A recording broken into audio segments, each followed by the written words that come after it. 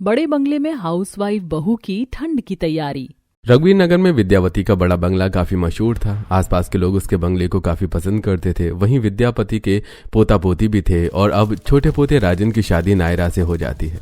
विद्यावती की सरस्वती अपनी छोटी बहू नायरा का बड़े प्यार से स्वागत करती है। अजी देखिए मेरी प्यारी बहू आ गई। थू थू थू, नजर ना लगे पूरी चांद का टुकड़ा है ना माँ जी? हाँ सरस्वती, ये तो तूने बिल्कुल ठीक कहा। काश तेरे गृह प्रवेश के समय भी मैं ये बोल पाती। मतलब दादी माँ आपको चांद का टुकड़ा नहीं लगी? चांद का नहीं, मंगल ग्रह का टुकड़ा है। माँ जी। अरे अरे मेरी सरस्वती बहू, मैं मजाक कर रही हूँ। अब ऐसे मोहल्ले में मजाक भी नहीं करूँ क्या? दादी जी आप तो बहुत फनी है। हमारी दादी जी ऐसी हैं देवरानी जी। चलो माँ, गृह प्रवेश के बाद भाभी को अंदर ले चले, अंगूठी की रस्म भी तो रहती है। हाँ हाँ आओ नायरा बहू, अंदर आओ।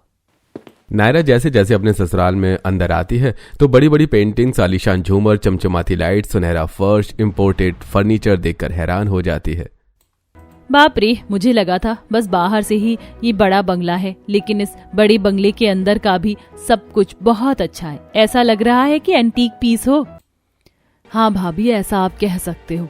कुछ कुछ यहाँ पर एंटीक पीस भी हैं और आपको पता है पूरे मोहल्ले में हमारे बड़े बंगले की काफी चर्चा रहती है। लेकिन मेरा तो एक ही सपना है, अपने बड़े बंगले के ससुराल वालों को एक हाउसवाइफ बनकर संभालूं। बहू किन ख्यालों में खो गई हो? वैसे तो ये तोहफा मैं तुम्हें कल पहली रस्म में देना चाहता था, लेकिन सोचा कि अभी ही दे दूं।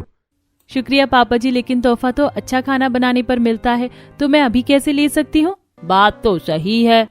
अरे माँ, जो चीज बहू की है उसे कल दूं आज दूं क्या फर्क पड़ता है?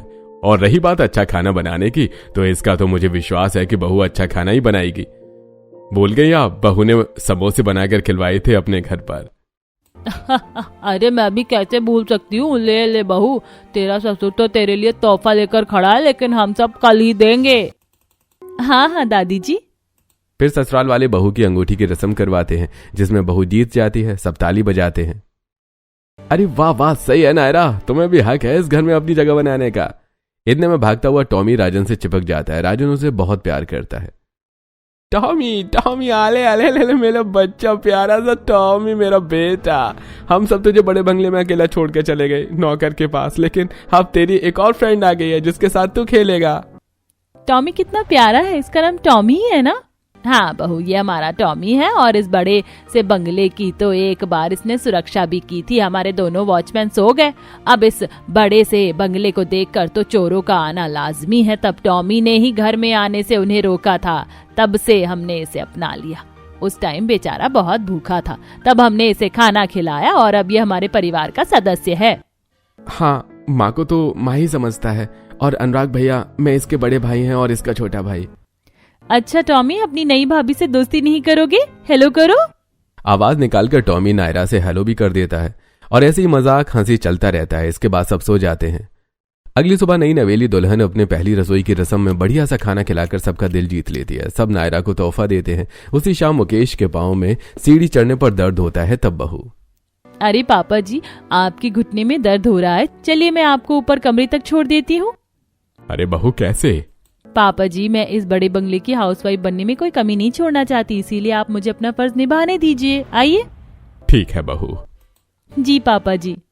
बहू ससुर को उसके कमरे तक छोड़ देती है। पैरों में दवाई भी लगा देती है। ऐसे ही वो घर में बाकी लोगों को भी खुश रखती है। टाइम पर टॉमी को पेडिग्री देती है, टाइम पर सबके लिए नाश्ता बना देती है, दादी के सिर की मालिश करती है और अपनी सास के बाल बनाकर पैरों में आलता लगाती है। अरे बहू तो कितना ख्याल रखती है हम सबका, जितनी तारीफ करो उतना कम है। हाँ माँ जी, ये तो पता है, रसोई में भी खाना बनाने जाती हूँ, कुछ चीज तो ये पहले ही तैयार कर देती है, और अगर मैं अकेली बना भी रही होंगी तो मदद करने आ जाती है। हाँ, बड़ी भाभी छोटी भाभी का नेचर ही ऐसा है। हाँ हाँ माँ जी, मैं तो शुरू से ही ऐसी ही हूँ, सबका ख्याल रखती हूँ। अरे 5 बज गए माँ जी, मैं शाम की झाड़ू लगा लेती हूँ, फिर फटाफट आप सबको चाय दे दूंगी। देखा, एक काम करके दूसरे काम पर लग जाती है। ठीक है बहू, जाकर लगा ले। ये कहकर नायरा बड़े बंगले के बाहर और गार्डन एरिया में झाड़ू लगाते लगाते थक जाती है। बाप रे, मैं अपने घर में तो 10 मिनट में ही झाड़ू लगा लेती थी, लेकिन 10 मिनट तो मुझे यही साफ करने में लग गया। बहू जी, आप ये काम हम पर छोड़ दो और शाम की चाय बना लो। क्योंकि घर के सभी लोगों को आपके हाथ की चाय पीनी है। बड़े बंगले की साफ सफाई तो हम ही करते हैं और आप मानोगे नहीं, 1-2 घंटे लग जाते हैं झाड़ू लगाते लगाते। बाप रे शामू काका, अगर मुझे चाय नहीं बनानी होती ना तो ये काम मैं खुद ही कर लेती। फिर भी मैंने आधा काम कर दिया। थोड़ा आप देख लेना, मैं चाय बना कर लाती हूँ और आप भी पीना। अरे बहू जी, आप बहुत अच्छी हो। जब से आप आई हो बस मैंने आपको सबका ख्याल रखते हुए ही देखा है। आप थकती नहीं हो क्या? बस शामू काका, एक अच्छी हाउसवाइफ बनने की कोशिश कर रही हूँ। जैसे वो अपना घर संभालती हैं ऐसे ही मैं अपना ससुराल संभालना चाहती हूँ। तब नायरा बड़े बंगले की रसोई में जाकर चाय बनाकर सबको पिलाती है। वहीं शामू काका झाड़ू लगा लेते हैं। 15 दिन गुजरते हैं। अब अक्टूबर के लास्ट के महीने में तेज ठंडी हवाएं चलने लगती हैं। एक दिन जब नायरा घर के गार्डन को साफ कर रही होती है तब उसे बहुत ठंड लगती है। अचानक से इतनी ठंड क्यों लग रही है? इतनी तेज ठंडी हवा चल रही है। बाप रे, ऐसा लग रहा है सर्दियां शुरू होने वाली हैं या शुरू हो चुकी हैं। मैंने तो ठंड की कोई तैयारी भी नहीं की। नायरा, तुम ज्यादा ही छुई मुई हो क्या? कोई ठंड नहीं आने वाली। अभी महीना तो देखो अक्टूबर का भी है, नवंबर आएगा, दिसंबर से तेज सर्दियां पड़ती हैं। दीदी, जरूरी थोड़ी है पिछले साल जैसा हाल इस बार भी हो। पिछली बार तो नवंबर जाने पर भी गर्मी थी, लेकिन अब देखो ना कितनी ठंडी हवा चल रही है। तुम ज्यादा सोच रही हो नायरा, अभी ठंड आने में काफी टाइम है, कोई तैयारी मत करना। शायद आप सही कह रही हो। तब नायरा इस बात को यहीं छोड़ देती है। 3-4 दिनों से उसे हल्की ठंड महसूस हो रही थी, कभी गार्डन में, कभी बालकनी में, तो कभी छत पर कपड़े सुखाते हुए। बाप रे, अब तो मुझे ठंड लग रही है। इसका मतलब सच में ही ठंड आने वाली है। मुझे सबके जरूरी गर्म कपड़े, कंबल, रजाई निकाल देने चाहिए। नायरा कपड़े सुखाने के बाद जेठानी के पास जाती है जहां वो बर्तन साफ कर रही थी। अरे दीदी, आप बर्तन धो रही हो? मैं अभी आपकी मदद करवा देती हूँ। अरे हाँ दीदी, मैं ये पूछ रही थी सबके कंबल और रजाई वगैरह कहाँ रखे हैं? सर्दी आने को है तो सोचा निकाल दूं। हे भगवान, तुमने फिर से वही रट लगा ली। अरे अभी सर्दी नहीं आने वाली, तुम खामखा चिंता कर रही हो। सर्दी को आने में भी 1 महीना बाकी है। क्या बर्तन साफ कर रही हो? देखो ना कितना ठंडा पानी आ रहा है। सर्दी फिक्स थोड़ी है ना किस महीने में आएगी, उसका तो मौसम का मिजाज ही बता देता है। अरे क्या बात हो रही है देवरानी जेठानी में? अरे दादी जी, नई बहू ने रट लगा ली कि ठंड की तैयारी करेगी, कंबल वगैरह चाहिए इसको, बड़ी ठंड लग रही है। 10 दिनों से हमें तो नहीं लग रही। अरे बहू, उसे लग रही होगी, कोई बात नहीं। बहू, यहाँ रसोई से 4 कमरे छोड़कर स्टोर रूम है, उसमें सबके कंबल रजाई रखे हुए हैं, तो तुम अपना भी ले लेना जो अच्छा लगे। तुम्हारे लिए तो नए रजाई कंबल है। ठीक है दादी जी। ये सुनकर नायरा स्टोर रूम से बदबूदार कंबल अलग कर देती है और जो थोड़े सही कंबल होते हैं उनको धूप में डालकर आ जाती है। बाकियों को छत पर लाकर बड़े बड़े टब में गर्म पानी और खुशबू वाले साबुन सर्फ डालकर भिगो देती है। तभी छत पर नंद जेठानी यूं ही और ससुर अखबार पढ़ने के लिए आ जाते हैं। अरे भाभी, इतने सारे बड़े बंगले के कंबल को आप क्यों धो रही हो? किसी होटल में देने जा रही हो क्या? अरे पापा जी, ठंड की तैयारी के चक्कर में सभी के कंबल धोने बैठ गई है। क्या बहू, ये सच है? अरे तुम तो इतनी पढ़ी लिखी हो, ये सब झंझट क्यों पाल रही हो? जब जरूरत होगी ठंड में तभी धुल जाएगा लॉन्ड्री जाकर। लेकिन पापा जी, इतने सारे कंबल को लॉन्ड्री वाला कैसे लेकर जाएगा? और फिर धुलवाने के लिए उतने पैसे भी तो लगेंगे। अब जब अच्छी खासी धूप आ रही है तो हम क्यों ना अभी धोकर रख देते। बहू, तुम ज्यादा ही ठंड के बारे में सोच रही हो। अभी से इसकी तैयारी करने की कोई जरूरत नहीं है और तू भी तो थक जाएगी। अरे नहीं पापा जी, मैं बिल्कुल ठीक हूँ। एक अच्छी हाउसवाइफ घर का सारा काम करती है। कंबल से याद आया, कुछ रजाई बेकार की ही थी, नई रजाई बनवानी पड़ेंगी और पुराने स्वेटर भी निकाल कर धूप में सुखाने। काफी सारे कंबलों को पानी में भिगोने के बाद बहू 2-3 घंटे तक सबका पानी निकालकर छत पर फैलाकर सुखा देती है। फिर बहू ठंड के कुछ पुराने स्वेटर निकाल कर लाती है जिसमें कुछ फटे हुए उधड़े स्वेटर भी थे, तो बहू उनको उधेड़कर पूरा ऊन का गोला बना देती है। ये सही किया है मैंने, पुरानी ऊन बेकार भी नहीं हुई और नया स्वेटर बनाकर इस्तेमाल भी कर लूंगी। नायरा उन स्वेटर लोगों को उसी में डालकर छोड़ देती है और धूप में साफ करके सुखा देती है। हे भगवान, बहू तो कितना काम करेगी। हम में से किसी को सर्दी नहीं लग रही है। कौन पहनेगा ठंड आने से पहले ही स्वेटर? ये तो लग रहा है तुझे ठंड लग रही है, कहीं तू ही बीमार ना हो जाए। क्यों साफ कर रही है? अरे माँ जी, ठंड की तैयारी अभी नहीं करूंगी तो कब करूंगी? अभी तो तेज धूप है, कुछ दिन बाद तेज धूप आना बंद हो जाएगी तो ये सब सूख भी नहीं पाएंगे और फिर कंबल तो वॉशिंग मशीन में भी ड्राई नहीं हो सकते, इसीलिए धूप में डाल दिए। अरे माँ जी, जब इसको सुनना ही नहीं है तो छोड़ दीजिए, इस पर जो करना है करने दीजिए। ठीक है बहू। तब बहू नीचे जाकर पुरानी ऊन से आधा स्वेटर बनाती है, फिर रेस्ट करती है। बाप रे, आज का थोड़ा काम तो हो गया। काफी ज्यादा थक गई हूँ। 3 बज रहे हैं, 1 घंटा आराम करके फिर शाम को रसोई में लग जाऊंगी। कुछ देर सोने के बाद नायरा उठ जाती है और फिर छत पर कपड़े पलट देती है, सूखे हुए स्वेटर नीचे ले आती है और उनके साथ नीम की पत्तियां रख देती है। फिर शाम को चाय बनाकर सबको पिलाती है और जेठानी के साथ खाना भी बनाती है। हो गई तुम्हारी सर्दी की तैयारी? अभी कहाँ दीदी, लेकिन सर्दी आने से पहले मैं आधी चीज तो तैयार कर ही लूंगी। सही है, करो करो। मुश्किल नहीं है इतना फालतू का काम करना। इतना बड़ा बंगला है, इतने पैसे हैं, कोई स्वेटर लाना होगा, कंबल लाना होगा, तो उस टाइम आ जाएगा और साफ हो जाएगा। तब नायरा ने कढ़ी चावल, देसी घी वाली रोटी, सलाद, चटनी इत्यादि बनाकर घर वालों को देती है, जिसे खाकर दादी सास, मजा आ गया बहू, ये कढ़ी चावल और सिलबट्टे की चटनी तो बहुत अच्छी लग रही है। हाँ माँ, ऐसा खाना तो सर्दियों में बहुत अच्छा लगता है। और सरसों का साग भी तो अच्छा लगता है। चिंता मत कीजिए माँ जी, पापा जी, दादी, ये बड़े बंगले की छोटी हाउसवाइफ आपको बढ़िया बढ़िया खाना बनाकर खिलाएगा। सर्दी आते ही जैसे कि मक्के की रोटी, सरसों का साग, पालक पनीर, आलू मेथी की भुजिया, गाजर का हलवा, बहुत कुछ। ये सब सुनकर तो नायरा मेरे मुंह में अभी से पानी आ गया। हाँ हाँ, चिंता मत करो, तुझे भी देंगे, ये ले रोटी खा। इसे मैं खिला दूंगी, और अभी इसे वॉक पर भी तो ले जाना है, आप खाना खा लो। ठीक है। घर वाले खाना खाते हैं। नायरा भी अपना खाना खाने के बाद और टॉमी को चलाने के बाद उसे नंद के साथ वॉक पर ले जाती है, जहां रात को ठंडी हवा से नायरा को ठंड लगती है। बाप रे, कितना ठंडा मौसम हो रखा है, ठंड आने ही वाली है, तुम्हें नहीं लगता शिप्रा? हाँ भाभी, ठंडी हवा तो मुझे भी लग रही है, लेकिन अभी वो सर्दी कहाँ आई है जब टोपी मफलर निकाल लेते हैं और रजाई कंबल भी। जब एकदम से सर्दी आ जाएगी तभी थोड़ी कुछ करेंगे। मैं तो सोच रही हूँ ठंड की तैयारी कर लेती हूँ, गोंद के लड्डू बना लेती हूँ मैं, वो अभी सबसे सस्ते होंगे, सर्दी होते ही उनका रेट भी बढ़ जाएगा। हाँ ये तो है भाभी ना। टॉमी चलो चलो, एक राउंड लगाओ और अकेले खेलो। तब टॉमी डिस्क से खेलने लगता है। ठंडी हवा चलने पर तीनों बंगले से अंदर वापस आ जाते हैं। अगली सुबह बहू मिट्टी इकट्ठी करके अंगीठी बनाने लगती है। यह देखकर जेठानी, अरे नायरा, सुबह सुबह मिट्टी की अंगीठी बनाना जरूरी है क्या? हे भगवान जाने इतनी मेहनत कहाँ से सीख कर आई है बहू तू। मुझे नहीं लगता कि काम आएगा। हमारे घर में हीटर वगैरह है, इस बड़े बंगले में जरूरत की सारी सुविधा है, और फिर इसमें काला कोयला डाले की धुआं हो जाएगी। हाँ दादी जी, पर घर में नहीं जलाएंगे, आप चिंता मत कीजिए, ठंड में सब काम आएगा। बहू अंगीठी को पूरा एक दिन सुखाकर अगले दिन उस पर कढ़ाई में सरसों का तेल, अजवाइन, जरूरी पत्ते और कपूर डालकर उसे घंटों तक पकाती है। ये देखकर जेठ भी मजाक बनाता है। मुझे नहीं लगता यह काम आएगा। आप देखते जाइए जेठ जी, सब काम आएगा। फिर बहू वो तेल पकाकर एक शीशी में भर लेती है। उसके बाद नायरा सास जेठानी के साथ मंदिर जाती है, जहाँ पुजारी भी शॉल ओढ़कर बैठा होता है। क्या बात है पंडित जी, हमारी बहू की तरह आपको भी ठंड लगनी शुरू हो गई क्या? जो शॉल निकाल ली, नवंबर का महीना तो आने देते। अरे बहन जी, इस बार सर्दी बहुत पड़ेगी, सरकार ने तो अलर्ट भी दे दिया है, ये खबर समाचार में भी आई है। अच्छा, हमें ऐसी कोई ठंड नहीं लग रही। अरे लेकिन आप लोगों को भी ठंड के इंतजाम कर लेने चाहिए।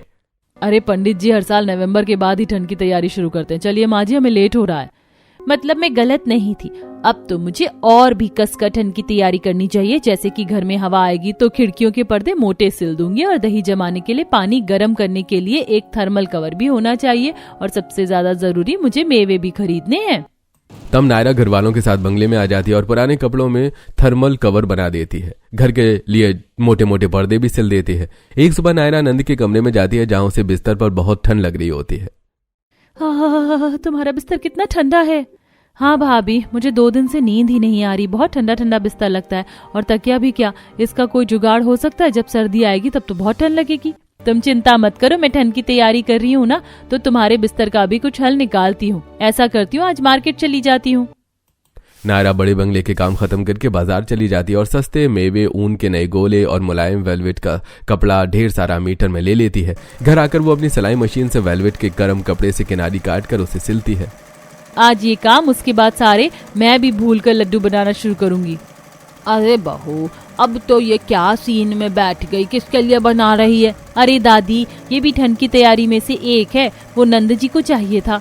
ओहो बहू, ठीक है, तुझे जो करना है कर, लेकिन याद रख, बड़े बंगले में पैसों की कोई कमी नहीं है, सब काम उसी टाइम भी हो सकता है। क्यों राजन बेटा, मैं सही बोल रही हूँ ना? समझा अपनी बीवी को।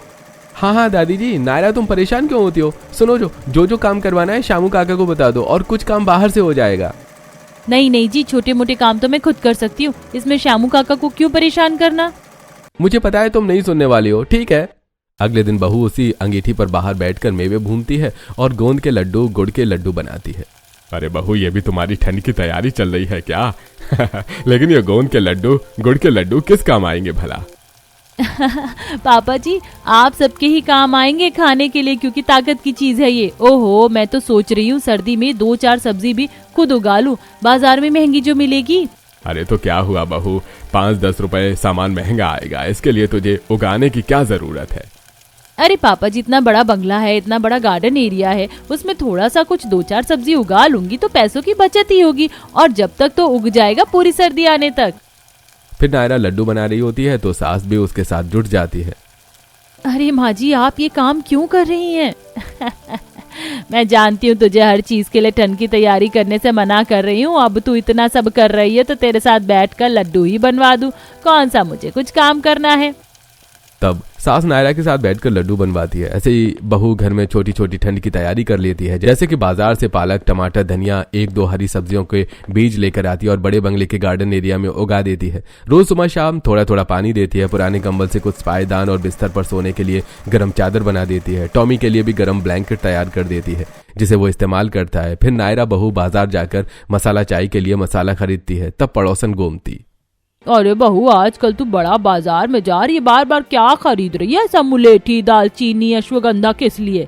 अरे आंटी जी, आपको तो पता है सर्दी आने वाली है, जिससे गले में खांसी जुकाम हो जाता है, तो शरीर को चुस्त दुरुस्त रखने के लिए ये मसाले खरीद रही हूँ, ताकि बाद में मसाला चाय सुबह सुबह पिए तो सब तंदुरुस्त रहे। अरे बहू, अभी तो पूरा नवंबर पड़ा है, तब जाकर दिसंबर में सर्दी आएगी। ठंड कितनी जल्दी तैयारी कर रही है। हाँ जी, मैं तो अभी से ही तैयारी कर रही हूँ। इतना बोलकर नायरा रास्ते में आगे बढ़ जाती है और घर आकर सारे मसाले चाय पत्ती के साथ काटकर मसाला चाय वगैरह तैयार कर देती है। फिर जो नई ऊन खरीदी होती है उसे नया मफलर बना देती है। सारी तैयारी करते करते नवंबर का आधा महीना चला जाता है।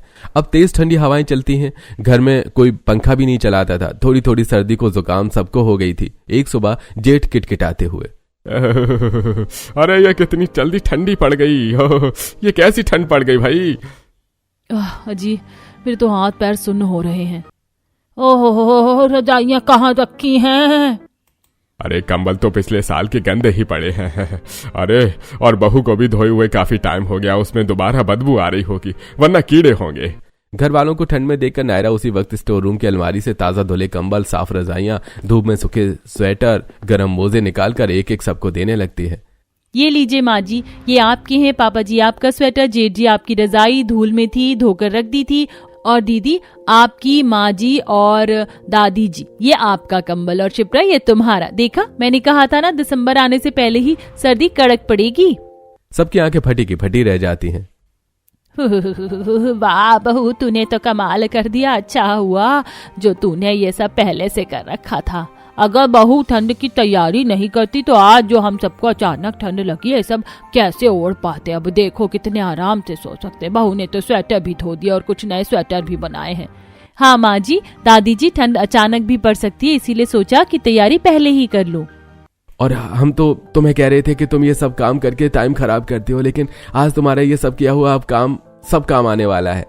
हाँ बहू, तूने तो पूरी फैमिली की समस्या हल कर दी। अच्छा, देखा, आप सबका ठंड लगने से सर्दी जुकाम चालू होने वाला है। मैं मूंगफली, गुड़ के लड्डू और मसाला चाय बनाकर लाती हूँ, बहुत फायदा करेगा सुबह सुबह, जब तक आप सब फ्रेश हो जाइए। नायरा सबके बिस्तर पर नौकर के साथ मिलकर कॉटन की बेडशीट हटाकर वेलवेट और गर्म कंबल वाली चादर बिछा देती है। अपने हाथ की बनाई हुई और सबके कमरे में कंबल रखवा देती है और स्वेटर भी घर की सफाई करने के बाद सबके लिए मसाला चाय बनाकर डाइनिंग टेबल पर ले आती है और सब नहा धोकर भी आ जाते हैं। भाभी कितनी कड़क चाय है, ये मजा आ गया। अगर सर्दी जुकाम के बाद ये पी लेंगे ना तो जुकाम, गला, नाक सब खुल जाएगा। अरे वही तो, तुम्हारी ये सब काम देखकर मुझे बहुत खुशी हो रही है नायरा कि तुम इस बड़े बंगले की बेहतर हाउसवाइफ हो। हाँ बेटा, तू सही कह रहा है। ये काम मुझे और बड़ी बहू को करना चाहिए था, लेकिन किया नायरा ने है। अरे माँ जी, ये तो मेरा फर्ज था। अब घर वाले मसाला चाय और बहू के हाथ के बने गोंद के लड्डू का स्वाद लेते हैं। 2-3 दिन गुजरते हैं। ठंड ज्यादा पड़ जाने से घर वाले हीटर निकालकर और अपने कंबल रजाई में रहते हैं। बहू ने जो घर में पालक, मेथी, टमाटर, धनिया उगाया था, सब्जी बनाकर सबको खिलाती है। लेकिन शाम को खाना खाने के बाद अचानक से लाइट चली जाती है। हीटर बंद हो जाते हैं। तब घर वाले, ओहो ये लाइट क्यों चली गई, हीटर भी बंद हो गया। टॉमी तू डर मत, मैं यहाँ पर हूँ। देखो ना, उसने टॉय के लिए भी गर्म कंबल रखा है और उसे स्वेटर भी पहना दिया। हाँ बेटा ये तो है। हाँ अरे बेटा हीटर बंद हो जाने से बहुत ठंड लग रही है, मुझे कुछ कर। लाइट जाने के बाद हम कुछ नहीं कर सकते माँ जी, बिजली से ही चलता था। लेकिन जेठानी जी आप भूल गई हैं कि अंगीठी को हम लकड़ी से भी जला सकते हैं बिना किसी लाइट के। मैं अभी लेकर आती हूँ। ये शिप्रा बाहर से कब आएगी? इतने में अनुराग, मुकेश 2-3 मोमबत्ती जलाते हैं और शिप्रा छींकते हुए आती है। अरे मम्मी सर्दी लग गई, बचाओ। ये मफलर तो किसी काम नहीं आया, मुंह पर बांधने के बाद भी नाक में हवा घुस गई। शिप्रा मैंने तुम्हें बोला था ना कि बाहर से मफलर मत खरीदो, हल्के होते हैं, गर्माहट वाले भी नहीं होते। मैं तुम्हारे लिए मफलर बनाई हूँ, तुम यहाँ बैठो, मैं तुम्हारे लिए मसाला चाय पिलाती हूँ, ठंड कम लगेगी। बहू तू अकेले के सब कुछ कैसे करेगी, मुझे बता मफलर कहाँ है, मैं लेकर आती हूँ। ये बोलकर दादी उठती हैं कि जोड़ों का दर्द परेशान करने लगता है। अरे राम रे, गया मेरा घुटना गया। ओहो दादी जी आपके जोड़ों में दर्द हो रहा है, शायद ठंड से। मैं मालिश करने का तेल लाती हूँ, आप यहीं बैठो। देख देख सरस्वती, तेरी बहू कितनी अच्छी है, इसने एक एक परेशानी का हल निकाल रखा है सर्दी में। इसीलिए तू जब से कि जान से तैयारी कर रही थी ना, यही समझ लीजिए दादी जी। फिर नायरा सबको मसाला चाय बनाकर देती है। नंद को ग्राम मफलर देती है जिससे वो बांध लेती है और दादी सास के पैरों की मालिश करती है। सब लोग अंगीठी पर हाथ ताप रहे थे। हॉल एकदम गर्म हो गया था। हाँ सच में नायरा, तुम्हारी एक एक चीज काम आ गई। आज लाइट नहीं है तो हीटर भी और यहाँ का हॉल भी गर्म हो गया। तो सोच रही हूँ बहू हम सब रात को यहीं गद्दे बिछाकर सो जाएं गर्माहट में। हाँ माँ जी ऐसा भी कर सकते हैं। तुम मुझे भी ठंड लग रही है, मैं अपनी शॉल लेकर आती हूँ। नायरा मुझे भी शॉल चाहिए, लाई दीदी। कड़कड़ाती सर्दी में सभी को अचानक लगी सर्दी से ठंड लगने लगती है, लेकिन नायरा ने तो सारे इंतजाम कर रखे थे। वो जैसे ही अपनी शॉल ओढ़ कर आती है और जेठानी को देती है, तभी सामने वाली 2 पड़ोसन आ जाती हैं। कितनी ठंड हो रही है और बड़े बंगले के लोग इतने आराम से कैसे? कोई हीटर चल रहा है क्या अंदर? सच में यहाँ तो बहुत गर्माहट है। तुम सब लोग तो अपने शॉल, कंबल, रजाई में आराम से बैठे और ये क्या अंगीठी भी जली हुई है? ये अचानक आई सर्दी की तुमने इतनी जल्दी तैयारी कैसे कर ली? संजना, गोमती, ये सब मेरी बहू ने किया है। वही 1.5 महीने से सर्दियों की तैयारी कर रही थी। उसने तो हम सब के लिए गोंद के लड्डू बनाए, मसाला चाय बनाया, रजाई कंबल सारे अपने हाथ से खुद धोए। पूरे काम बंगले के ना मेरी बहू ने किए, शामू काका की मदद नहीं ली। बाप रे, इतना सब कुछ नई बहू ने खुद ही किया है। ये तो बड़ी अच्छी हाउसवाइफ है। एक हम है जिसने सर्दियों की कोई भी तैयारी नहीं करी। अपने घर में बहुत ठंड लग रही है, ना तो कोई रजाई कंबल है क्योंकि धोने पड़ेंगे, कीड़े लगे होंगे। हाँ, ना कुछ खाने पीने का बनाया। अब तो सर्दी आ चुकी है, धूप भी कम निकलेगी। तुम दोनों के हाल देखकर तो मुझे नायरा बहू पर गर्व महसूस हो रहा है। अगर नायरा बहू तुम ये सब इतने टाइम से नहीं कर रही होती ठंड की तैयारी, तो आज तो हम भी इनकी तरह बिलक बिलक कर कांपते रहते। हमारे पूरे परिवार को नायरा का शुक्रिया अदा करना चाहिए। हाँ बहू, तुम्हारा बहुत बहुत शुक्रिया। आज सही मायने में तुमने ठंड की तैयारी पहले करके बड़े बंगले की हाउसवाइफ बन गई हो। पापा जी, माँ जी, ये बस मैं अपने परिवार के लिए करी हूँ। एक अच्छे हाउसवाइफ तभी तो कहलाऊंगी। मैं आंटी जी को भी गरम रजाई कंबल दे देती हूँ जिससे उनकी मदद हो जाएगी। और आंटी जी आप हाथ ताप लीजिए, ठंड नहीं लगेगी। हाँ बहू, तुम सच में बहुत अच्छी हो जो तुम हमारी भी मदद कर रही हो। शुक्रिया। वैसे तुमने सब्जी भी उगाई है ना गार्डन एरिया में, देखा मैंने, तुम बहुत मेहनती हो। शुक्रिया आंटी जी। बहू, शुरू से हम सब तुझे बहुत कुछ बोल रहे थे, अगर तुझे बुरा लगा हो तो माफ कर देना। अरे माँ जी, आपकी जगह कोई भी होता तो वो यही बोलता, तो भूल जाइए सब।